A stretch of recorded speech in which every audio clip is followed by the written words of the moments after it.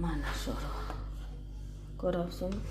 Hozir yana buni ro'za paka siz bilan gaplashganimcha, paka bet qo'limni yuvib chiqqanimcha yana qaynatib yoribdi. Mana 1 soat 40 minut deganim, shu siz bilan gaplashganimcha qaynatgan. Bet qo'limni yuvib chiqqanimcha o'chirib qo'yibdi.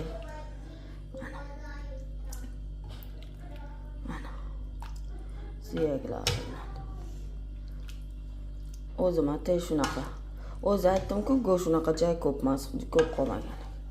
Mana shunaqa pishdi mana sho'rva. Kecha 6 dan o'tganda qo'ygan bo'lsam, 10 dan o'tib o'chirdim, ha, ko'rdingiz.